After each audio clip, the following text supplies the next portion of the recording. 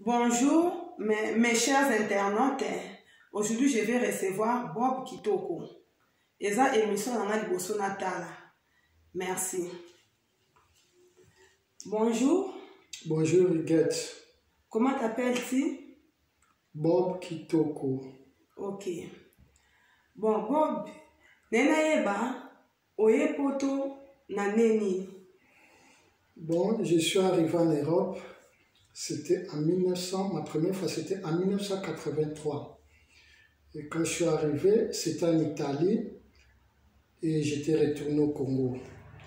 Et ma deuxième fois, je suis arrivé en Europe, c'était en 1985, c'était définitivement, précisément en Suisse, à Genève, là où est fait ma famille. Jusqu'à aujourd'hui, mon frère il est toujours là-bas en Suisse. Et j'ai passé 5 années là-bas en Suisse. Et j'ai pu apprendre beaucoup de choses, de la vie scolaire, un peu de travail, un peu à l'âge de 18 ans, parce que j'étais arrivé jeune, à l'âge de 14 ans. À l'âge de 18 ans, après, je me suis mis à se débrouiller moi-même tout seul, en dehors de ma famille. J'avais mon appartement, je travaillais, et je faisais mes études. Entre-temps, mon frère il est toujours à côté de moi pour me soutenir. Donc, c'était toujours la famille, quoi, carré. Et après, en grandissant, vers l'âge de 20 ans, 21 ans, et je suis... Parce que la vie, ça change. La vie change à carré. Comme à un certain moment, comme on a besoin de vivre un peu en Kamususu, maintenant, vivre en Kamususu, on a changé de pays, on a la France, parce que France, c'est un pays moko. Na linga kimingi depuis le mois en la Congo quoi. Ok. Bon, Nalina yeba parcours non en France. Vous expliquez un parcours là. C'est fini. Mon parcours en France, quand je suis arrivé en France, j'avais déjà l'âge de 22 ans. Et je suis arrivé, j'étais bien accueilli aussi. Bayamba yenga bien, ba français baza gentil, bayamba yenga bien. Ils appellent beaucoup comme appelle na linga kimingi. Étant on a comme en France, et l'eau quoi les bossus ils avaient un esprit, fallait apprendre nano naïba mboko, na s'intégrer plus profondément dans mboko parce que balobaka pour y mboka ou koka ko maîtriser mboko au commis, il faut apprendre nano iba histoire mboka ngo, comment ça fonctionne et tout. Ma première démarche c'était ça, na meki ko apprendre par les études, na s'intégrer, vie familiale, vie amicale et tout. Donc, après, on a maîtrisé beaucoup. Ça m'a permis de m'épanouir pour exercer le domaine où on a besoin de la vie dans le Bon, ok. Mais pourquoi au sein de la musique? Au sein de la musique, pourquoi? Pour la musique. Nous sommes intellectuels, mais comment on est au sein de la musique? Bon, musique, tout d'abord, c'est une passion, hein, c'est une façon, il y a pour défouler l'esprit, quoi. C'est une activité, comme activité, tout comme un footballeur, moi, je suis un ballet, je suis un livre, je suis un théâtre, c'est une passion. Passion, depuis moi, depuis l'âge de petit. Dans Afrique, dans la colline, et puis, l'esprit n'a déjà parce que la musique me parle au fond de moi. Même dans la musique et le ok. Bon, est-ce que ça y a une association?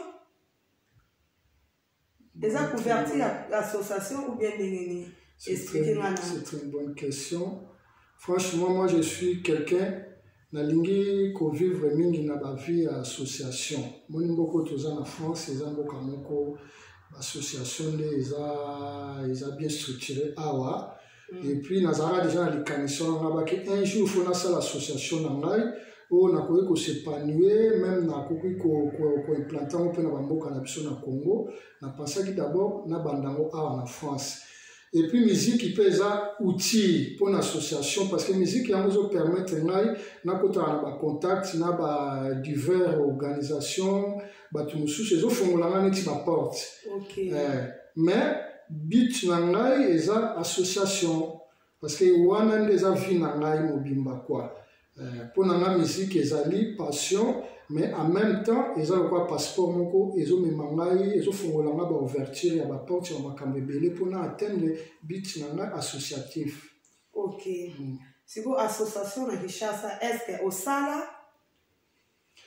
Bon, pour l'instant, pour dire la vérité, na Kinshasa, nanu na implanté en hôtel parce que bon, moi na vanda kawa, na zawa na kenda Kinshasa, na kenda na de temps en temps, mais soki na ko implanté na Kinshasa, peut-être aux asko occasion aussi na ke Congo, o penda nazo ko penser mingi. Faut na installer na Congo et permettre na pesa ba mboka na biso parce que uta pour capable ko aider bandeko pe bazakuna donc pourquoi pas pour baloba oko se loko ko salonka pona yo mon côté bien ka pona famille na bien pona clan na yo, tu peux le faire aussi pour ton pays aussi oko aider pe place uta mboko nzamba apesa yo oko sa pe loko selon façon na ondongo kokela. Donc, il y a un tenir cette fois-ci, on a implanté au Congo, mais ils ont un projet. Pour l'instant, ils ont exercé au côté, mais on a Congo bientôt calaté. Ok, c'est bon, on a CPL. N'importe association au EDA déjà battu combien?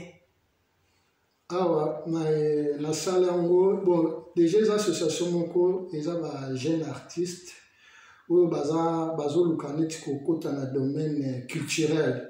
Artiste ezaka te ya musicien, même peintre neti nga pe nazali analinga peinture trop.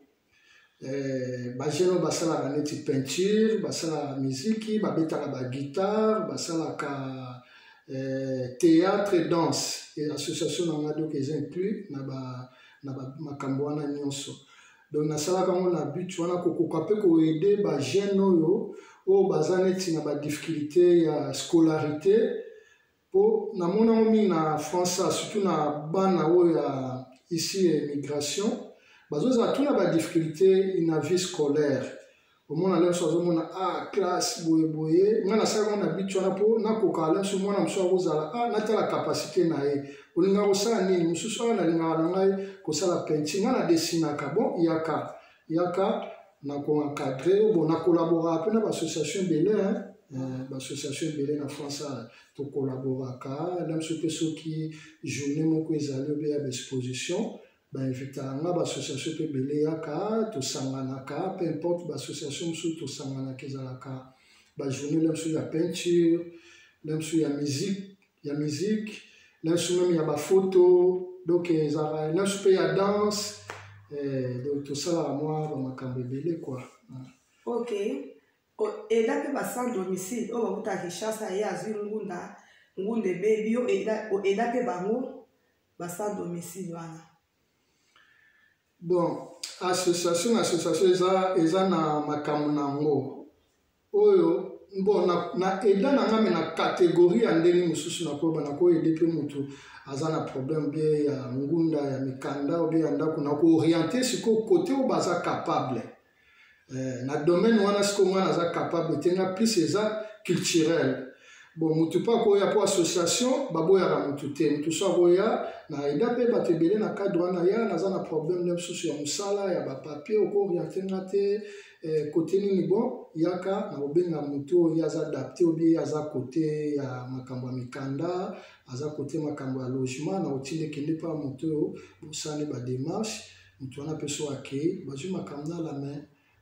Donc association ezana na makambo nango kwa musu ba traitaka makambo hébergement musu ba traitaka mambo ba papier musu ba edaka ba cas humanitaire donc ezana ba cas ebele donc yango eza plus culturel mais moko to sangana pe kaka ko aider pe mutu azana problème orienté place bateau baza capable na domaine wana.